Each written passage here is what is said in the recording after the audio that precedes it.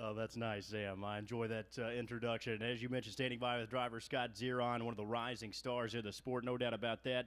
Scott, I want to talk to you about a couple of things. First things first, though, race 5 this afternoon, stakes division for the 2-year-old pacing fillies. You've got Beach Gal. She went an unbelievable mile in there last time. Got used hard, but still dug in very well late. Yeah, that's not kind of her trip. I wanted to try her last week, see if she could pop to the front and carry that speed. But I feel like we have to follow that helmet for a little bit longer, and I think she's capable of winning this race. If I have her in the right spot, I think she'll fire for me. Well, she certainly closed home very well when you have kept her up covered up in the past.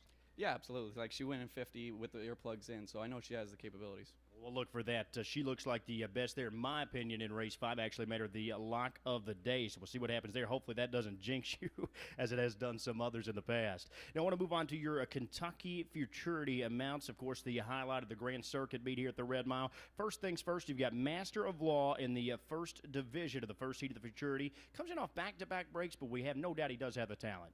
Yeah, I'm really excited about this horse. I wish he was a little bit smarter in between the ears, but he has the talent to go unbelievable speed. If he behaves and his manners are on point that day, there's no doubt I think he can win it. Well, he might have a big pace to chase in there as well with Royalty for Life. Creatine both have a ton of early speed. You might have a good target to try and mow down.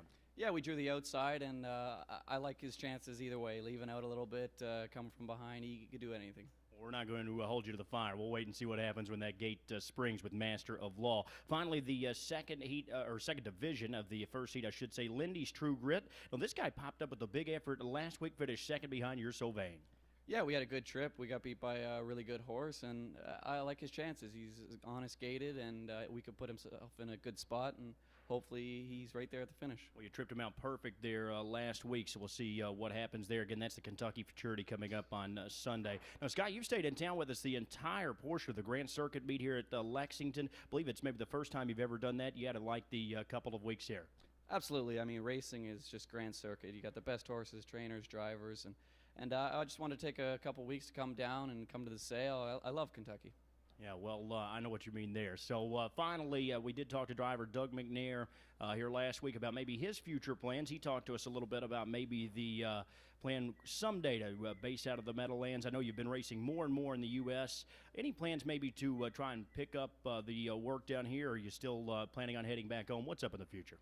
I mean, I'm going to go back home for a month or so and see if I could plan on making a move down to the Meadowlands and Yonkers area. So, I'm looking for a spot to stay, and for the future, I think we might be in the U.S.